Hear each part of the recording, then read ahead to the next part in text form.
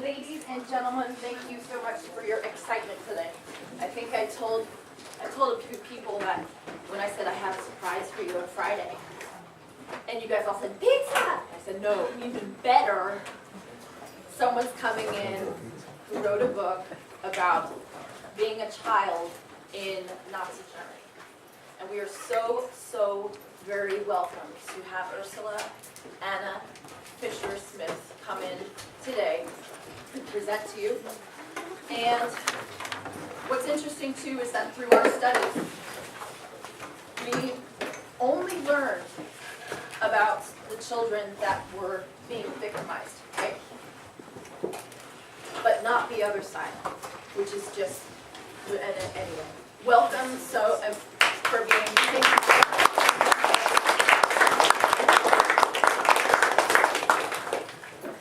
Well, good morning, everyone. Good morning. It's so nice to see young faces. Of course, when I was your age, the war was over, right? From what I heard, you just came back from a trip to Washington, D.C., and you went to the Holocaust Museum. And I know that you've studied World War II, so you know probably quite a bit about that. Well, if you were in Nazi Germany, at the time I was born, in January 1939, or when I was conceived in March of 1938, what kind of Germany would you have seen? And you studied that. That was a Nazi-controlled government. If you lived, of course, I didn't know that when I was in my mother's womb what was going on, but I studied that because as I needed a lot of information, I wanted to understand what kind of world I was born into. During that time, the Crystal Night already happened. The Nazi government, as you know, was a very oppressive government. The Gestapo was a fearful force. If you were just a college graduate and you wanted to be a teacher, you worked for the government in somewhere, a professor at a university, an engineer, any kind of profession, you could not work unless you were a member of the government, of the Nazi government. If you were drafted into the war as a soldier, you were automatically a member of the Nazi government. So it seemed everybody in Germany was a Nazi. The laborers were not, they would not. My dad was a coal miner. I see that you have a coal mine up there. That's the front of my book. I could see that coal mine from my bedroom window. My dad worked there. He would go down into the coal mines and there were layers and layers and layers of miles under the ground. When I was born in January 1939, Hitler was in power for 6 years. The war, they were just revving up. And coal was a very important commodity to support the war.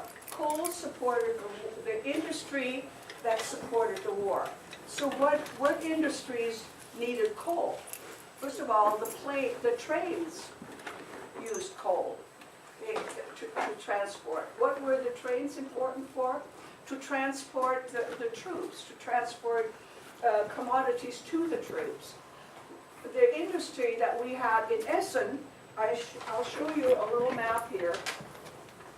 Do you know where Germany is exactly? Have you studied that? Do you know where Germany is? Can you put your finger Okay. up? This is not a pre-war. It's the red one and you want. I can put that on the overhead. Ah, Yeah. all right, you think? Well, no, but some of The big red it. one in the middle. There we go. Okay, I highlighted where I was.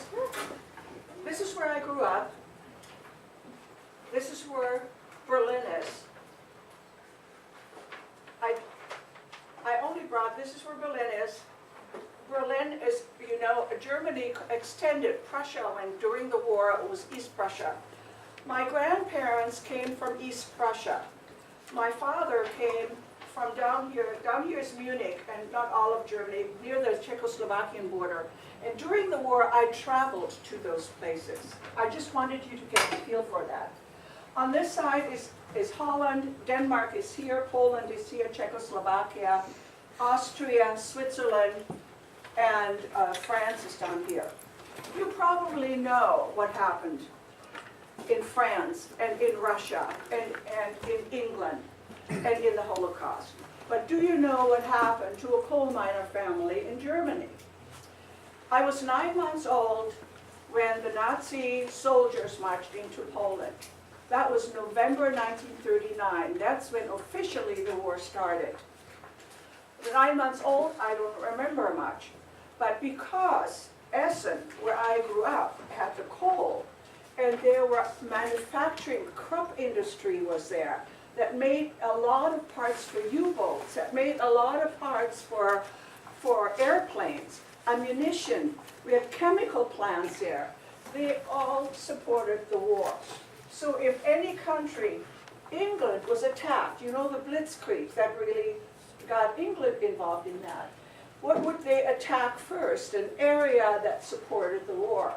So England is just up here, and Essen is close to the North Sea. This is the Baltic Sea, this is the North Sea. Essen was the primary target. This whole area is just where the finest coal was found chemically that burned really hot, where they could make coke, and the coke is what burned so hot to support the steel industry. So that is already not in May of 1940 was the first bombing attack on Essen, on our hometown. In those days, because of the coal, right behind the coal mine was a canal. The canal was a conduit where ships transported all the coal to other places in Germany, to export coals, to bring things into Germany, and it was transported. It was a very important area.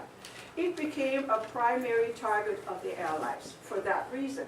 If you want to stop the war, you want to attack where you can stop the war. And you stop the war if you stop the production that supports the war. When we had bombing attacks, I did research. Of course, when the RAF came, they would have to fly to get to the coal mines over the canals. And all along the canals, they have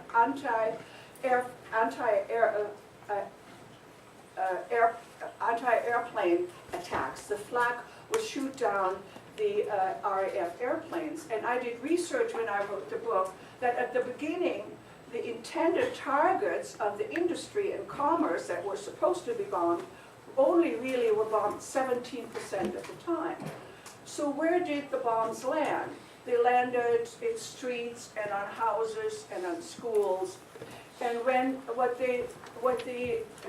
developed a protective system, like a warning system in Germany for the population so they would know when the bombers would come.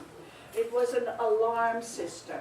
And it would go similar to an alarm from when you hear a siren of an ambulance. You know what that sound is. That says an attack is on the way somewhere. The second alarm was louder and faster, and that said planes are coming in your direction. And acute was you're the target. So when we would hear an alarm, people would pack their things. Everybody had their things, emergency packet, always packed. My mother had 3 children under the age of 6 when the war started. And we never knew when an attack would happen. So we were warned when an attack was happening. What would we do? We take our emergency bags, we would run into our cellar. I lived in the street that was all steel, all brick houses, and only coal miners lived there. And every house had a cellar. So we would run into the cellar, and for some reason our neighbors thought our cellar was safer than theirs. Maybe it was just the feeling that if you were together with other people, you felt safer. And what the women would do, they would take buckets of water and fill it with water. They would take their kitchen chairs, and they would bring them, they'd sit them in the cellar in circles. And I remember sitting in the circle, and the buckets were there. The buckets of water were important for 2 things. One is we had a washcloth there, and when a bomb would drop a bomb in our garden, it would bring up so much dust, and it would come into our cellar through the open window, because we were a lot of people there, we had the window open. Then we would take the washcloth and put it in the water and wring it out and put it over our noses so we wouldn't breathe all the dust. At one time, I'm sitting right across from the window, and along with the dust coming in, flies a projectile. It lands right in front of my chair, in front of my feet. And my 14-year-old aunt, who was your age, takes her foot and kicks it. And on the side of our cellar was our drain that didn't have a drain cover on it. And the projectile went down the gutter, and I can still hear the sound that it made going down. And then she took one of those buckets of water and poured it after that, and my grandfather said that was a firebomb. That's an incendiary bomb, another name for it, that had phosphor in it. If that had exploded and got on your skin, it burns your skin and you're terribly scarred. We were lucky. I had written this chapter for my book, and I thought then, oh my God, why were we in our cellar? Later on, we were always in a bomb shelter. So I called my brother, who lived in Germany. I lived here, and was writing here, and I said, Alfred, why were we in our cellar and not in the bomb shelter? And he said, well, because the bomb shelter wasn't finished yet. And so I said, when was it finished? Well, in early spring 1941. I had that memory before I was 2 years and 2 months old. When you live, and I talked with a memory expert, she was not surprised. If you live through something like that, it is like an etching on your brain, and you never forget that. So I have very early memories. Once our bomb shelter was finished, we were not allowed to stay in our cellars because the houses could also be bombed, and apparently the bomb shelters were safer. And we would run from this was part of our garden, it was the fields, we could run. We had a street we could go down to, and there was a street that led up to this. And, or we could run through our backyard in bad weather and then run to the bomb shelter. And of course, because the flak was so successful in shooting down the English airplanes, that they switched to nighttime bombings. But of course, the population didn't know. My mother didn't know. Mothers and fathers didn't know. What I also needed to say is that why was my father home? Because there were certain professions that were necessary to support the war, and these men were not drafted. And coal miners were necessary professions to support the war. So I was one of the lucky children who had a father at the time during that. Later on when I went to school, I was one of the few that had a father left. So when we switched to nighttime bombing, how did that affect a family? My mother now had 3 children under the age of 7 that would not know if there were nighttime bombings, what would we do? And we could not afford to sleep in our pajamas anymore, because if we would hear the siren, it would take too long to dress 3 children and then run to the bomb shelter.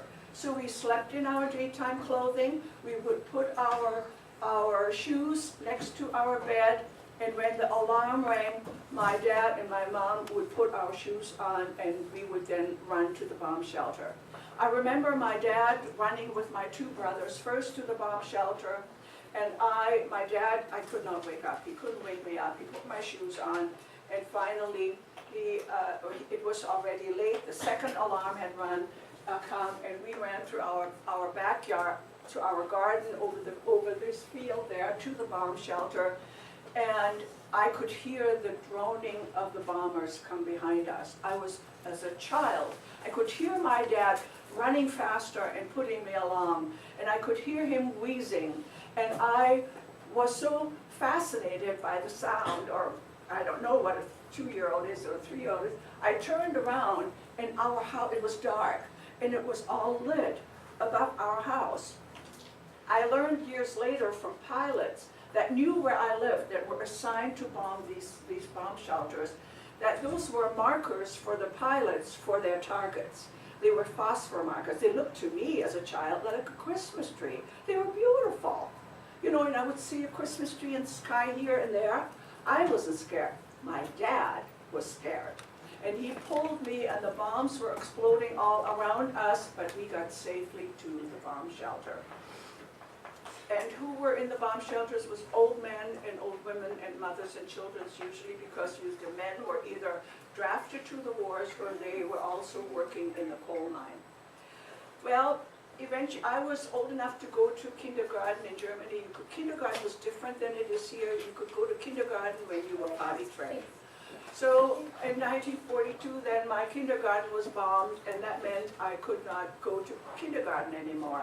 But I also wasn't allowed to play outside because it was too dangerous, because they didn't know whether an attack would happen during the day or at night, so I always had to stay in the house.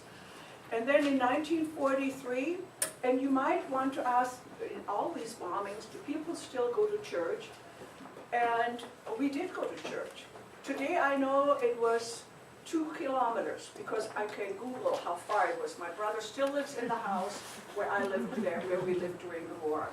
I Googled how far the church was. We always walked there. We walked down our street and down Harbor Street, and we always walked by a window that had beautiful hats in it. And as a child, you know, you have to walk and you just do. But we did not, the minister of our big church was a big Nazi sympathizer. And because at one time at Christmas time, instead of doing poems, Christmas poems, he had only allowed poems that would hail Hitler. They hail the Führer. That's when my family left that church and joined an underground church. And I remember that being in the underground church that was in a cellar. They would meet in a cellar secretly, and a grocer, a man gave us a cellar. He used to keep his potatoes there. He was a potato wholesaler, but wasn't using that anymore, so he allowed us to use the cellar, his warehouse. And the coal miners would buy chairs from a beer garden, and they would make an altar, and the mothers would bring tablecloth and flowers from their garden. And I remember being there because my aunt got married there, and the sun was shining. And if you grew up in Germany, where I grew up, there's a lot of overcast. You're close enough to the North Sea to get an awful lot of the fog from there. And I remember the sun shining onto this a cross on the wall. So I called my aunt in Germany and said, Tante Grete, why were we in a cellar in the church? Because there was, so she told me, don't you remember? That is when my mother's other sister got married. Her husband was a soldier. He was just being transferred the next day, going to the Russian front. And he still had 2 legs then, and they didn't know whether he could come. The Nazis had put a law into place that if you got married and you were a soldier, you could have somebody stand in as a groom. And my dad was ready to stand in as a groom, per se, you're the groom now. If he gets married, you can't come, right? So, and that's just how it was. But my uncle was transferred from the Western Front to the Eastern Front, and he was allowed to stop there. And why? And then my aunt said, that's a famous underground church at that time. She said, and I said, and there was a book, she sent me a book, so I have the history, I have the speeches that Nazi minister used to give, so it's quite documented. And then there was also in there that, I don't remember his name now, but there was one man in Germany that organized these and told people, go to church, you feel better if you get to pray for peace. And he was, at that time, in 1943, he was in the Dachau concentration camp. And our own minister said, didn't the Nazis come to our church also? Did they find out? My aunt said, yes, they did. They would quietly come and sit in the back, and often the ministers were then picked up and brought to jail, and sometimes not come back for months. The Nazis put everybody away. If you were a gypsy or a Jew, or you were mentally retarded, or you were against the government, or did anything against the Nazis, you ended up in a concentration camp. So in 1943, when the Americans then came on, they had bigger bombs, they had more airplanes, they had better airplanes, and sometimes I did research, there were 1,000 airplanes that came towards this area where I live. where there were coal mines all along here, and 1,000 airplanes, and they had bombs. You can find out how many bombs were dropped at what day, from how, at what airplanes they were flown, and how heavy they were. Some were 8,000 tons. And I printed out all the research. It's amazing what you can find out. So when, in 1943, the school where my brothers went to school were bombed out, 1943. And the Nazis had implemented a law that if your school is bombed out and you live in a city and it's bombed out, you are going to be evacuated to the country where you can go to school where there are no bombs. So my two brothers and my aunt was still in school. My one brother, well, how old was he by 43? So I'm 4 years old, he was 9 or 10. And they were evacuated to farmhouses and that. But my grandmother grew up in East Prussia, which was, here's Poland, East Prussia was up here. This is the Baltic Sea. And so my brothers were taken then, and I went with my mother on the train trip. And you see, with all the bombs falling, how do people take a train trip? Because the marshalling yards and train tracks were also primary target. It's smart. If you are an ally and you want to end a war, you stop the war somehow and some supplies to the war. And so train tracks it took us a long time to get from where I lived to Berlin up here, which is, I don't know, 600 kilometers or something like that.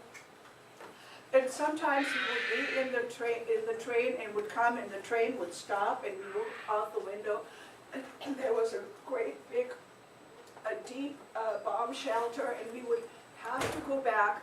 And at that time, we stayed overnight in Berlin at my grandmother's brother's house. He was a policeman in Berlin. And my grandmother's last name was Laskowski. But Laskowski is a Polish name. A lot of people that lived on the Polish borders, people that live on borders between two countries, there's a lot of intermarrying. They all know each other when they cross the border.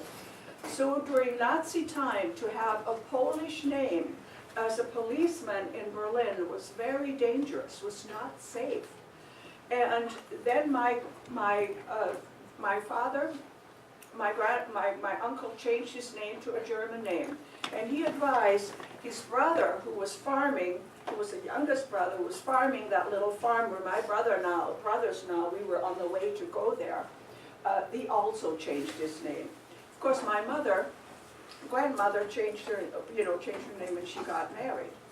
So we finally arrived at the farm. So how are the farms affected during the war at that time? There were no farm workers. The German men all the farm workers that were on that tiny little family farm were drafted.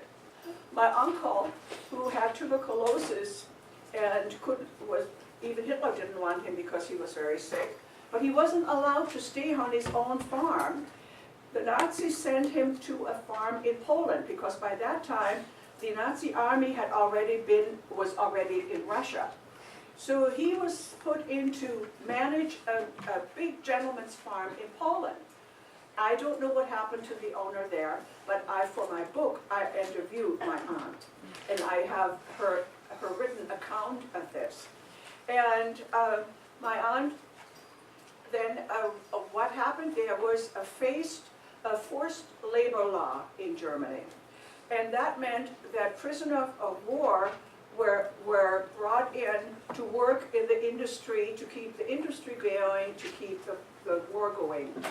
People that worked in the coal mine, there was actually another coal mine over here that I could see, and behind the coal mine was a forest before it got to the canal. And in the forest was a prison, a war prison, and they were all Russian prisoners. And they took the prisoners to work in the coal mines. By how I found out as a child, I could hear clinkering at night. And at night it was very dark. In those days you didn't have a lot of street lights or anything like that. But there were lights. coal mine was connected with another coal mine by a slag heap that was kind of, and on top of that they had a little train to transport the coal there to make coke. These were the coke ovens. I moved them a little closer here because I wanted them in there. And I look out the window at night and I see on top of the slag hill there were people walking. It looked like sticks that were walking. And I could hear the clinkering. And they were walking toward that tower in the coal mine. And I asked my dad, I said, Dad, I heard clinking. What is that? And he said, the Russian prisoners of war that are taken to work and they're chained together. So I could hear the chains. That is what happens in war. Now I'm on the farm, and on the farm was a French prisoner of war assigned to work. He was good, Eugene. I loved him because he liked kids. He could speak a little German. He played soccer with us while we were there, but he wasn't allowed to do that. The German families, and then with another woman, she was a Russian woman, her name was Irene. She came from Russia. She was confronted, was brought to Germany and she was in the prisoner of war, in the war prison as well. She, I don't know what she was doing, if she was a soldier or something like that, but the German soldiers wanted to bring her to Germany, but she had a child, a little child in her arm, and they wanted to take that child from her, and she wouldn't give it up. They shot her child. Then brought her to Germany, and now she had to cook for my aunt, for me. My aunt, there was a law, a Nazi law, that German people were not allowed to fraternize with war prisoners. They were not allowed to eat at the same table. Now this woman cooked for us and wasn't allowed to. Over the years, she was with my aunt for 2 years. It became, my aunt could speak a little Polish because part of my family ancestors were Polish. They all spoke 2 languages. And Russian and Poland is similar. They could come to talk to each other. But there was always unannounced inspections. If a farmer wife was found sitting at a table with a war prisoner, he was immediately taken to prison. She could lose her farm and her life.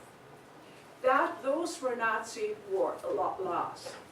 Later on, when the war was over, I stayed there for a while. My brothers loved being there because there were no bombing attacks there. Why were there no bombing attacks? There was no industry.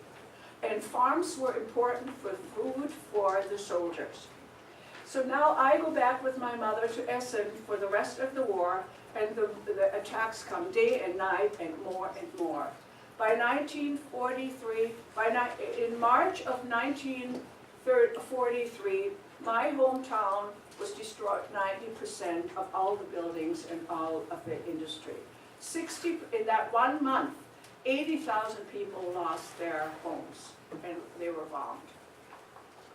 We came out of when my brothers were still there, we came out of the bomb shelter one time during the daytime bombing. And how kids are affected, you never know. My mother had made potato pancakes, and they take a long time to prepare. And she would make a stack of pancakes, and then we would all sit around the table and eat them. But just as she was ready to put them on the table, there was an alarm. And what did she do? She immediately got her emergency bag. Soon came the second alarm. And when it's the second alarm, you don't sit down for dinner anymore. She put a dish towel over the stack of pancakes, and we took our emergency things and ran to the bomb shelter. When we came out of the bomb shelter, our house, we could always see our house. We could see our house was on fire. And my grandmother and my grandmother run towards the house. Not my grandmother, my mom and her sister. How tall are you? 5'5". My mother was 5 feet, and her sister was 5 feet. They ran toward the house, and I did not run with them. I couldn't run that fast. As I came into our courtyard, I saw my mother and my aunt 5 feet tall, and many of you are 5 feet. carry out of our house our china cabinet down 5 stone steps. I ran to them and I looked up and I see the china is still in the china cabinet. So when I was writing my book and I'm writing about this, I called my Tante Grete. I said, Tante Grete, I have this memory. So I explained to her, I said, I saw you and Mom carry the china. My memory says the china was still in there. That can't be right. She says, yes, and we didn't break a single plate. So my brother comes home after a bombing one time, and he had goldfish, and the goldfish were on the windowsill.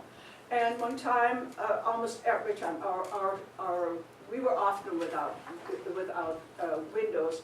The windows shattered. When a bomb explodes real quick, just the air pressure shatters the windows. And the charge of the windows killed all of his goldfish, and they were all swimming on top, and he was so sad. So children had casualties, not just the lives of people, but that was also a casualty. And life affected everything that we did. By 1944, you already know of Normandy, right? Normandy had happened, but still was striving. The Russians had come to the German borders.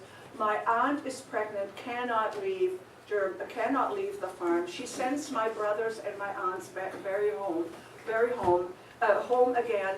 It was maybe November, December. The winter was very, very cold. Up there, it was just very, very cold. And she could not leave. By January 19, she left with a 4-week-old baby in her arms. Her husband, who was sick, was at the end drafted by the Nazis. Anyway, even he was sick. And with horse and buggy, and they didn't even know that it was so dangerous. My mother's cousin, who was the same age as my mother, my brothers, went to school that morning, and the teacher was rapping. She says, "What are you doing here?" And they said, "The Russians are coming. They are not far from here. You better leave." And my mother's cousin runs home and says, "Please, please leave as soon as possible."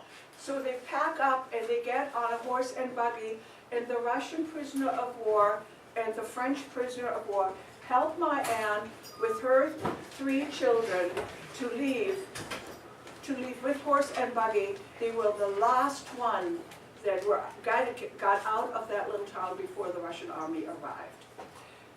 That little baby died on the trek home. Her husband was killed before the war was over. We then, in 1945, in February 1945, was the biggest attack that we had on our hometown. My then 18-year-old aunt who kicked the bomb was killed that. 42 of our neighbors were killed. And I remember going to the funeral, and my grandmother, we are all dressed in black, and usually you had all the neighbors go together to honor somebody to be buried, but there were so many burials that they couldn't go to each other's funerals. And I remember my grandmother, we walking, it was a good mile to go to the cemetery. My grandmother turning around and shaking her fist at the sky and saying, "I will never leave the grave of my child." As we were at the grave sitting around and her coffin was let into the ground, we hear the droning of the bombers coming close by. Some people left, but my family stayed. And I looked at my mother and my grandmother, and they were praying. And I looked at my dad and my grandfather, they were looking at the sky. And then I could see the bombers coming. And I could remember my hands could not stop. And the bombers flew over us, and they did not throw bombs on us.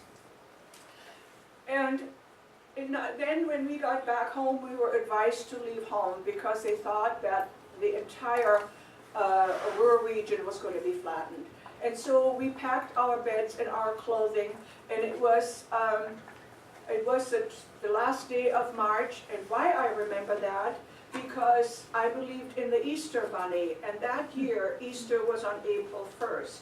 But I never knew until I wrote my book why my brothers kept teasing me because we had we had all our neighbors gathered in the schoolyard. We had our bedding in a cart, and we all marched out of here into the safer area by foot, about 70 kilometers, where there were no bombings. And I would run around looking for the Easter Bunny and Easter eggs, and my brothers always teased me, April Fools, the Easter Bunny is coming. But I didn't know what it meant. I was 6 years old, and I was so angry at them. We arrived in this little village. We stayed in a school. The schoolhouse was big. As we arrived in the school, from back of the school, what happens at the end of the war, communications even between the soldiers and all that was completely kaput. You know what that word means, right? It's disrupted. Oh, okay. So anyway, we come into the schoolyard, and from behind the school building come 2 German tanks. And they opened the hatch, and they looked at us, and they said, "What are you doing here?" And the men, who were coal miners, remember, they were not drafted, they said, "Get out of here, the war is practically over." So it's the beginning of April, and you know that the war was over March 9th. We stayed there for a long time, and I heard we had one man that had a bicycle, and he would go into town and listen to the radio, so we would get news of what was going on. But by that time, the news was still not clear. I mean, the Nazis didn't yet say that they had lost the war. But by that time already, Mussolini had was killed. He was gone at that time. So in the area, the Westphalia at that time here, the German army was the first to capitulate it. But it wasn't safe yet to go home. Am I done? I need to... No, we can continue. Okay, Yeah, and we'll have time for Q&A? yes. Okay, Oh, all right, yes. yeah. Oh my goodness, yes. Anyway, my book goes... But time out for a second. If you need, those of you that came in from your other classes and you need to go, thank you, and